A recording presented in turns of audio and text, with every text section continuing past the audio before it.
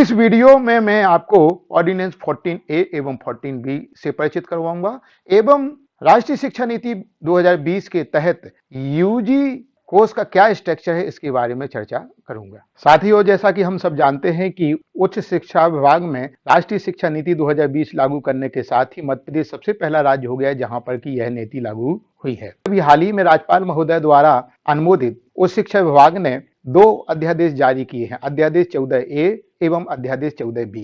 अध्यादेश 14A semester पद्धति के लिए है और अध्यादेश 14B वार्षिक पद्धति के लिए है।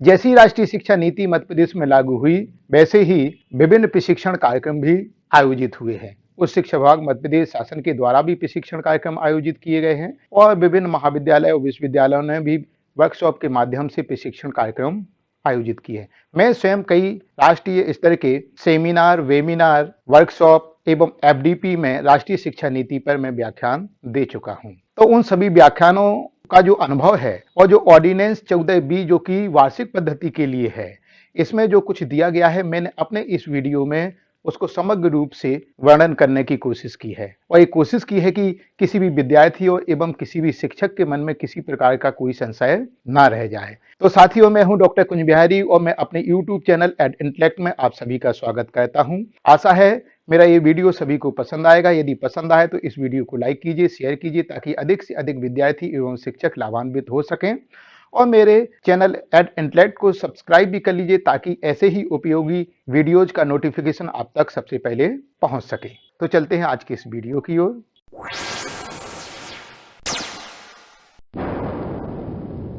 मैं आपको पहले ही बता चुका हूं कि राज्यपाल महोदय द्वारा अनुमोदित उच्च शिक्षा विभाग मध्य प्रदेश शासन ने 2 ऑर्डिनेंसेस जारी किए हैं, 14A एवं 14B। 14A जैसे कि यहाँ पर लिखा है सेमेस्टर मोड, मतलब कि ये सेमेस्टर पद्धति के लिए है और 14B के इधर लिखा है एनुअल मोड, मतलब ये वार्षिक पद्धति के लिए है। यूजी कोर्स स्ट्रक्चर जो कि राष्ट्रीय शिक्षा नीति 2020 के तहत प्रस्तावित है, उसके तहत प्रपोज्ड स्ट्रक्चर है जो कि मध्य प्रदेश के उच्च शिक्षा विभाग में लागू हो चुका है, उसको इस टेबल के माध्यम से यहाँ पर दिखाया गया है। टेबल में समझना थोड़ा परेशानी हो सकती है, इसलिए मैंने इसको सरलीकृत ढंग से आगे समझाने की कोशिश की है। यहाँ पर एक टेबल दी गई है जहाँ पर बाईं तरफ कोर्स टाइप है, यहाँ पर सब्जेक्ट का नाम दिया गया है, ये कितने पेपर होंगे उस विषय में, 1 वर्ष में कितने क्रेडिट होंगे और 3 वर्ष के टोटल क्रेडिट कितने होंगे। सबसे पहले हम चलते हैं डिसिप्लिन स्पेसिफिक इलेक्टिव DSE। ये वो विषय हैं जो कि आपकी संकाय से संबंधित है। यदि कोई विद्यार्थी BSc कर रहा है तो यानी BSc के विषय होंगे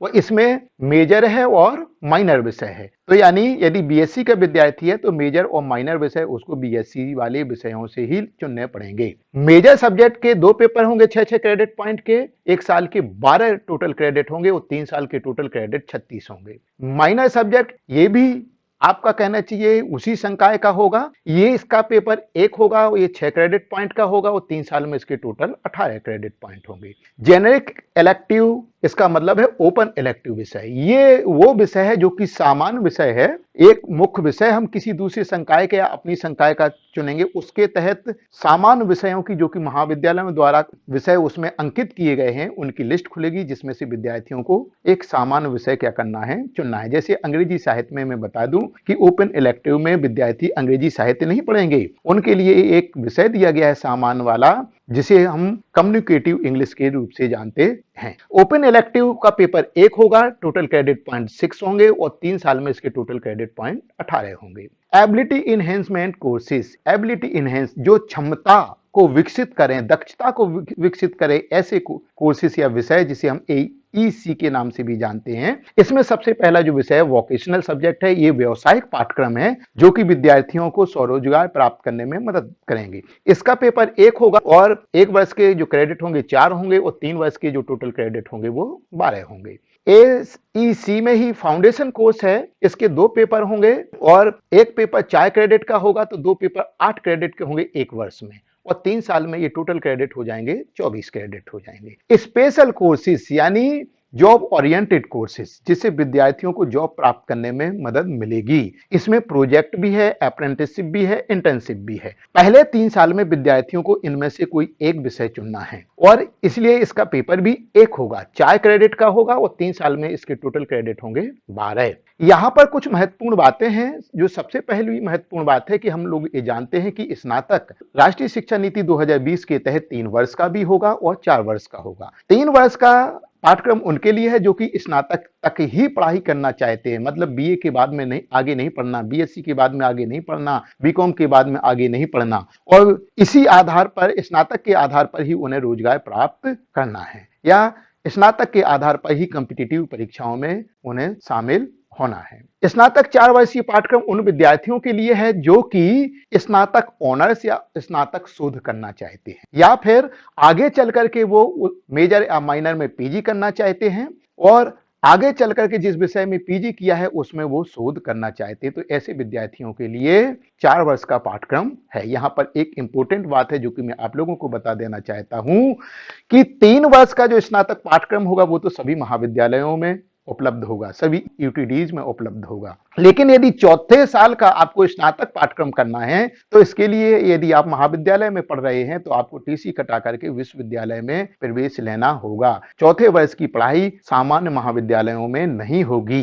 यहां पर एक बात और महत्वपूर्ण है कि यदि आप चौथे वर्ष का स्नातक करना चाहते हैं, मतलब आप स्नातक ऑनर्स या स्नातक शोध करना चाहते हैं, तो ये तभी कर पाएंगे जबकि आप प्रथम वर्ष, द्वितीय वर्ष, तृतीय वर्ष का जो टोटल सीजीपीए होगा 7.5 या इससे अधिक होगा, तभी कर पाएंगे। या कहने का मतलब है आपके जो टोटल मार्क्स होंगे पिछले 3 वर्षों के वो 75% या इससे ऊपर होंगे, तभी आप स्नातक चौथे वर्ष के पाठ्यक्रम में प्रवेश ले सकेंगे। इस बात को नोट करना। अगला पॉइंट भी बहुत महत्वपूर्ण है कि जैसा कि हम लोग जानते हैं कि विद्यार्थी को यदि आगे चल करके एमए करना है तो मेजर सब्जेक्ट में उसे एमए करना पड़ेगा। लेकिन यदि कोई विद्यार्थी है और उसने 2 साल तक स्नातक की पढ़ाई की और बाद में उसे पता चला कि मैंने मेजर विषय के रूप में जिस विषय का चयन किया है उसमें मेरी रुचि कम होती जा रही है, मुझे माइनर में एमए करना था या एमएससी करनी थी, एमकॉम करना था, तो ऐसी स्थिति में विद्यार्थी को चिंतित होने की आवश्यकता नहीं है। उसे आधार पाठ्यक्रम के स्थान पर माइनर विषय में 8 अंकों की एसआरपी करनी पड़ेगी तीसरे वर्ष में। तो फिर वो माइनर विषय में भी आगे चल करके चौथे वर्ष का स्नातक पाठ्यक्रम भी कर सकेगा और बाद में वो पीजी भी कर सकेगा। यूजी कोर्स स्ट्रक्चर के तहत हम चौथे साल की अब चर्चा करते हैं कि 3 साल का तो मैंने बता दिया है कि विद्यार्थियों को कौन कौन से विषय पढ़ना है। चौथे साल में उसे कौन से विषय पढ़ने होंगे।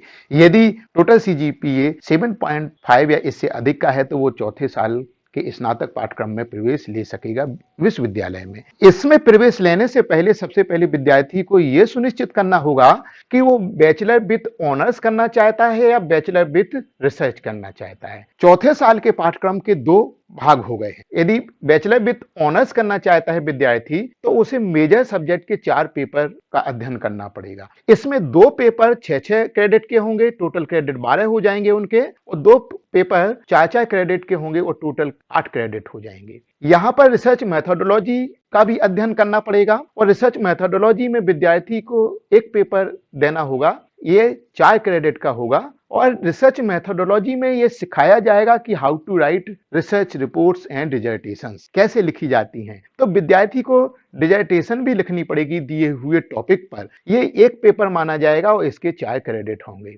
यहां पर थोड़ा सा परिवर्तन है चौथे वर्ष में, प्रोजेक्ट, अप्रेंटिसशिप और इंटर्नशिप ये तीनों अवेलेबल थे प्रथम वर्ष, द्वितीय वर्ष, तृतीय वर्ष, लेकिन चौथे वर्ष आपको अप्रेंटिसशिप और इंटर्नशिप ही अवेलेबल है। प्रोजेक्ट यहां पर समाप्त कर दिया गया है। इन 2 में से किसी एक का आपको चयन करना है और ये 12 वीक का करना है, 1 वीक का 1 क्रेडिट पॉइंट, और 12 वीक का करेंगे आप तभी आपको जाकर के 12 क्रेडिट पॉइंट इसमें मिलने की संभावना होगी। तो ये था बैचलर विद ऑनर्स के लिए था। अब हम चर्चा करते हैं बैचलर विद रिसर्च की बात। यहां पर मेजर सब्जेक्ट के 4 पेपर ठीक उसी तरह से है जैसे कि बैचलर विद ऑनर्स में 4 पेपर थे, 2 पेपर 6 क्रेडिट के तो 12 क्रेडिट पॉइंट, और 2 पेपर 4 क्रेडिट के तो 8 क्रेडिट पॉइंट। रिसर्च मेथोडोलॉजी इधर भी पढ़ी जा रही थी, तो research methodology bachelor with research में भी पढ़ी जा रही है। यहां पर अंतर हो गया, यहां डिजर्टेशन राइटिंग था, लेकिन यहां पर माइनर सब्जेक्ट आ गया। माइनर सब्जेक्ट कौन? जो आपने फर्स्ट ईयर पढ़ा है, सेकंड ईयर पढ़ा है, थर्ड ईयर पढ़ा है, माइनर सब्जेक्ट के रूप में वो सब्जेक्ट यहां पर आ गया। इसका एक पेपर होगा, ये 4 क्रेडिट का हो जाएगा। यहां पर first year, second year, third year 6 credit का था, और यहां पर ये हो गया कितने? 4 क्रेडिट का हो गया। यहां पर अप्रेंटिसशिप और इंटर्नशिप की जगह यहां पर रिसर्च प्रोजेक्ट विद थीसिस, विद्यार्थी को एक रिसर्च प्रोजेक्ट दिया जाएगा, एक टॉपिक पर दिया जाएगा जिस पर विद्यार्थी को रिसर्च करनी पड़ेगी, और थीसिस नुमा, जिसे हम डिजर्टेशन टाइप ही कहेंगे, थोड़ा अपग्रेडेड रूप हो जाएगा, वो लिखना पड़ेगा। ये 12 वीक का होगा, 12 वीक इस पर काम करना पड़ेगा रिसर्च प्रोजेक्ट पर, और फिर थीसिस सबमिट करनी पड़ेगी जो कि 12 क्रेडिट पॉइंट का होगा। इस तरह से देखिएगा टोटल कितने हो गए? 40 क्रेडिट पॉइंट। इधर भी बैचलर विद ऑनर्स में 40 credit point. First year, second year, third year में 120 क्रेडिट पॉइंट हुए थे, और ये देखिएगा चौथे साल में 40 क्रेडिट पॉइंट, तो इस तरह से टोटल हो गया 160 क्रेडिट पॉइंट। स्नातक पाठ्यक्रम की संरचना के तहत अब हम चर्चा करते हैं क्रेडिट कोर्स संरचना के बारे में। यहां पर टाइप 1, टाइप 2, टाइप 3, टाइप 4 दिए गए हैं, और ये इसलिए दिए गए हैं कि कोई एक विषय या प्रश्न पत्र में कितनी थ्योरी है, कितना प्रैक्टिकल है, कितना ट्यूटोरियल है, उसके कितने क्रेडिट पॉइंट हैं, तो कितनी उसकी कक्षाएं आयोजित होंगी, और कैसे उसका मूल्यांकन होगा, या मतलब परीक्षा आयोजित होगी। जो टाइप 1 है, इसमें ऐसा प्रश्न पत्र दिया गया है कि जो कि टोटल अकेली थ्योरी का ही है, यानी 6 क्रेडिट पॉइंट थ्योरी के हैं। तो इसका मतलब है कि सप्ताह में 6 के 6 दिन इसकी कक्षाएं संचालित होंगी, और 6 क्रेडिट पॉइंट की ही परीक्षा काय की होगी, इसमें थ्योरी की होगी। टाइप 2 में जब हम आते हैं तो थ्योरी के 4 क्रेडिट पॉइंट हैं, और प्रैक्टिकल के 2 क्रेडिट पॉइंट हैं। तो जो 4 क्रेडिट पॉइंट थ्योरी के हैं, तो सप्ताह में 4 दिन इसकी कक्षा चलेगी, और इसका जो थ्योरी का पेपर होगा वो 4 क्रेडिट पॉइंट के लिए होगा। प्रैक्टिकल में हमेशा डबल करके हमें चलना है। प्रैक्टिकल यदि 2 क्रेडिट पॉइंट के हैं, तो जो कक्षाएं हैं या जो प्रैक्टिकल है वो 2 दूनी 4, यानी 4 प्रैक्टिकल होंगे कम से कम सप्ताह में, और जो परीक्षा होगी लेकिन वो 2 ही क्रेडिट पॉइंट की होगी। टाइप 3 में देखें, 2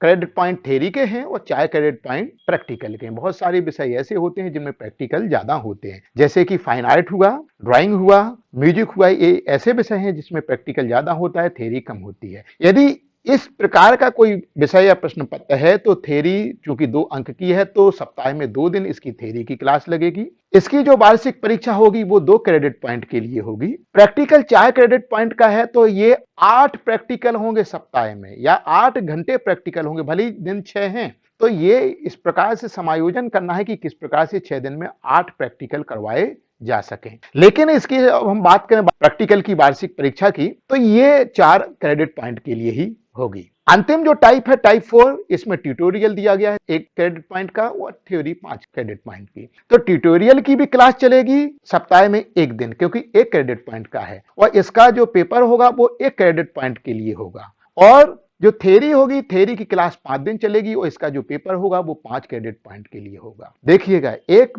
बात महत्वपूर्ण यहां पर मैं बता देना चाहता हूं, क्रेडिट पॉइंट इंपोर्टेंट है, पेपर कितने अंकों का होगा ये इंपोर्टेंट नहीं है। ये क्रेडिट पॉइंट का ट्यूटोरियल है, ये भी 100 अंकों का हो सकता है, और 5 क्रेडिट पॉइंट की थ्योरी है, तो ये भी 100 अंकों का हो सकता है, क्योंकि जो ग्रेड पॉइंट निकाला जाता है उसके तहत सब कुछ एवरेज अपने हिसाब से आ जाता है। तो पेपर कितने भी अंक का हो, इससे हमें ध्यान देने की आवश्यकता नहीं है। हमें ध्यान देना है कि कौन सा हिस्सा कितने क्रेडिट पॉइंट का है। अब हम बात करते हैं बहु आगमन एवं निर्गमन सिस्टम की, जो कि राष्ट्रीय शिक्षा नीति 2020 के तहत प्रस्तावित है। और इसके तहत यह है कि हमने देखा है कि बहुत सारे बच्चे ऐसे होते थे कि जिन्होंने बीएससी में एडमिशन ले लिया प्रथम वर्ष में, बाद में उन्हें पता चला कि यार मुझे बीएससी नहीं करनी थी, मुझे तो बीए करना था या बीकॉम करना था। या ऐसा भी हो सकता है कि वो प्रथम वर्ष करने के बाद में अपना अध्ययन ही छोड़ दे। यदि किसी विद्यार्थी ने 1 साल अध्ययन किया है, वो परीक्षा दी है, तो पहले जो सिस्टम था एजुकेशन का, उसमें उस विद्यार्थी को कोई भी प्रमाण पत्र प्रदान नहीं किया जाता था, या कहना चाहिए कि उस 1 साल का उसे कोई भी लाभ प्राप्त नहीं होता था। लेकिन अब ऐसा नहीं है। मान लिया किसी विद्यार्थी ने यदि 1 साल पढ़ा है और 40 क्रेडिट पॉइंट की परीक्षा दी है, और यदि वो उत्तीर्ण है, तो उसे एक सर्टिफिकेट दिया जाएगा, जैसे certificate in BA, certificate in BSc, certificate in BCom, ऐसा दिया जाएगा। यदि उसने 2 साल पढ़ करके उसने परीक्षा दी है, तो उसे डिप्लोमा दिया जाएगा, 3 साल कर लिया है तो उसे डिग्री दी जाएगी, बीए, बीकॉम, बीएससी ऐसी डिग्री दी जाएगी। और 4 साल पूरे कर लिए हैं तो उसे BA honours, BSc honours, BCom honours या BA with research, BSc with research, BCom with research, ये वाली उसे कहना चाहिए डिग्री प्राप्त होगी। मैंने आपको पहले बता दिया है कि चारों वर्ष के जो टोटल क्रेडिट पॉइंट होंगे वो 160 होंगे। इस तरह से यूजी लेवल पर जो कोर्स स्ट्रक्चर होगा उसके बारे में मैंने अभी आपको सामान्य जानकारी दी है। आशा है आप लोगों को ये समझ में आया होगा और आपके मन में कोई भ्रांति नहीं रही होगी। तो इस तरह से मैंने राष्ट्रीय शिक्षा नीति 2020 के तहत संबंधित टॉपिक, संबंधित प्रावधानों के तहत मैंने जानकारी दी है। आशा है आप लोगों को ये वीडियो पसंद आया होगा, उपयोगी लगा होगा। यदि उपयोगी लगा है तो इस वीडियो को लाइक कीजिएगा और अधिक से अधिक शेयर कीजिए ताकि अधिक से अधिक विद्यार्थी एवं शिक्षक लाभान्वित हो सके। हाँ, अभी तक आप लोगों ने मेरे चैनल एड इंटेलेक्ट को सब्सक्राइब ना किया तो सब्सक्राइब भी कीजिए और ये बेल आइकन जो बगल में होता है उसको भी दबाइए ताकि मेरे ऐसे ही उपयोगी वीडियोज का नोटिफिकेशन आप तक सबसे पहले पहुंचे। ध्यान रखें, आपका स्नेह ही मेरी प्रेरणा है और आप लोगों ने अपना अमूल्य समय दिया, इसके लिए बहुत बहुत धन्यवाद। हाँ, एक बात और वो ये है, विद्यार्थी यदि चाहें तो ऐसी उपयोगी जानकारी के लिए मेरी वेबसाइट www.ed-intellect.com पर भी विजिट कर सकते हैं, जहां पर शासन की योजनाओं से संबंधित मेरे वीडियो एवं मेरे लेख उपलब्ध हैं। इसी के साथ आप सभी के लिए हैव अ गुड डे।